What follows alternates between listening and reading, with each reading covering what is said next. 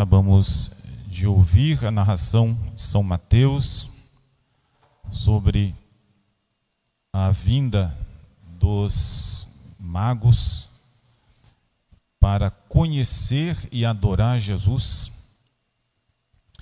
Chegando, abriram os seus tesouros e ofereceram-lhe presentes, ouro, incenso e mirra. Quando a gente reza o breviário, esses presentes estão sempre sendo falados: o ouro, o incenso e a mirra. A própria liturgia vem e dá um significado para esse ouro que os magos ofereceram a Jesus, para o incenso e para a mirra. Vamos então depois, com a graça de Deus, se não esquecer, tirar ali uma conclusão para nós desse presente que esses adoradores, desses interessados que buscavam o menino Deus, ofereceram para ele. Meus amados irmãos, os magos que, guiados pela estrela, pela graça de Deus, buscaram e encontraram Jesus, representam os homens.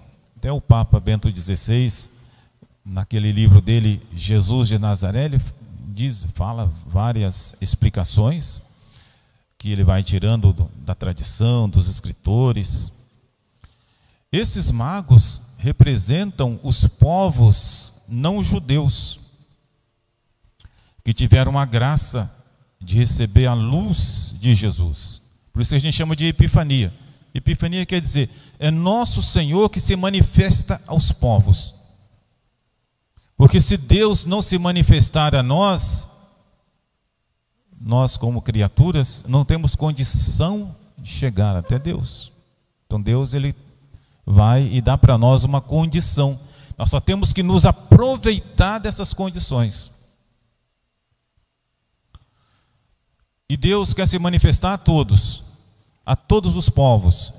Por isso esses três, que a tradição reúne, que os magos eram três, eles representam os continentes da época.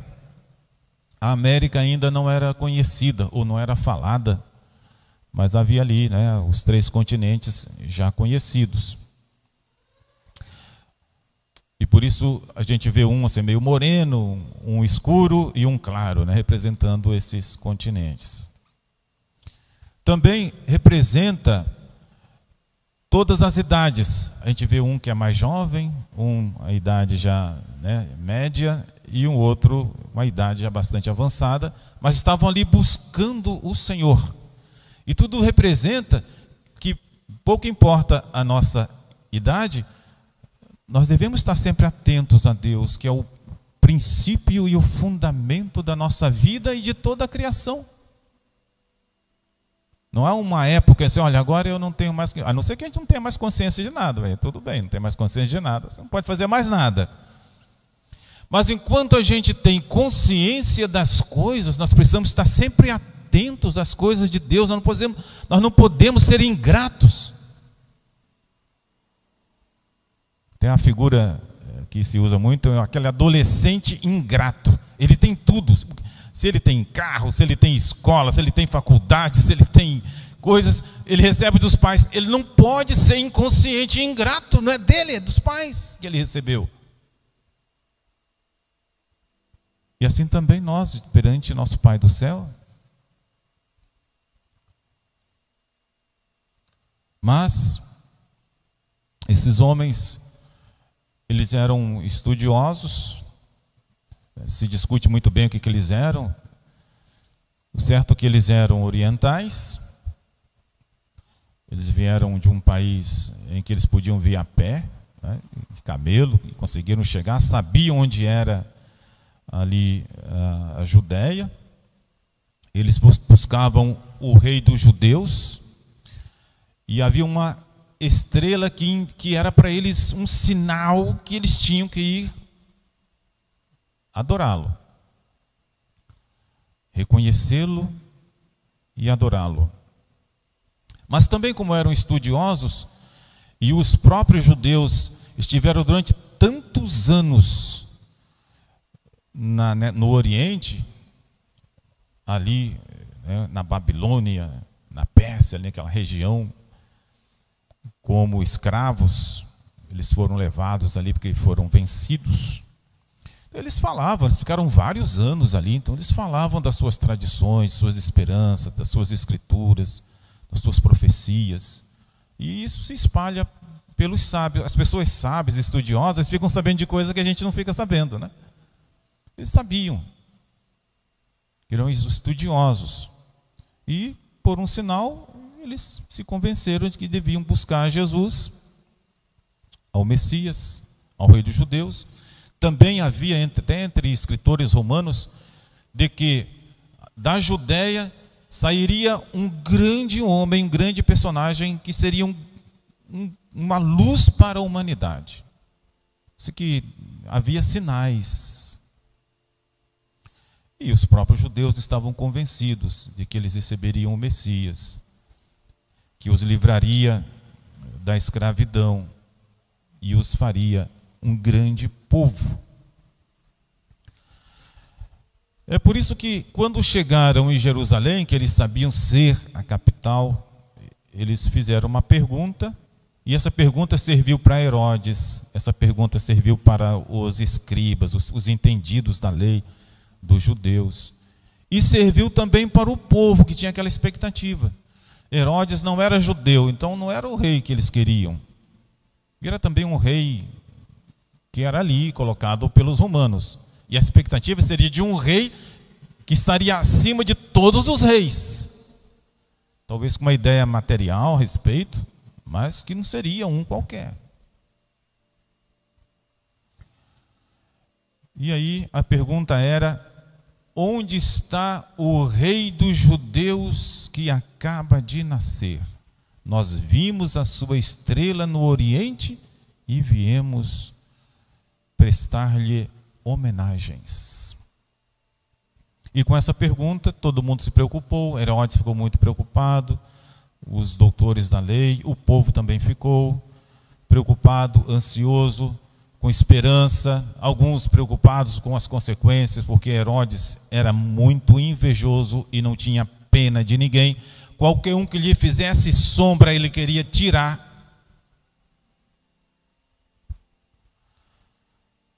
O certo é que Herodes, que era aquele homem de estratégia, que sabia, né, que fazer, armar as coisas, fazer guerra para ele se manter, ele chamou procurou saber quem eram esses magos, o que eles queriam, chamou também os entendidos no assunto para ver se realmente aquilo era verdade. Os entendidos no assunto, os escribas dos fariseus, disseram: olha, de fato é a época do menino de aparecer o Messias, mas de acordo com a profecia é lá em Belém que ele deve aparecer, que ele deve surgir.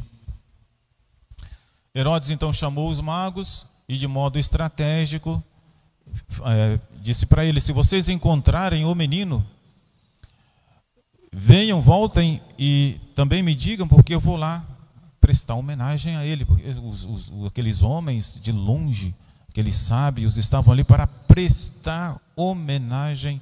Eles queriam saber onde estava o grande rei que tinha nascido. E Herodes então disse: então vão lá, encontrando, voltem, porque eu quero lá ir adorá-lo. Só que todo mundo sabe que isso ali era uma mentira estratégica, apenas para depois eliminar o menino. Muitas vezes a gente é assim, né? A gente é falso.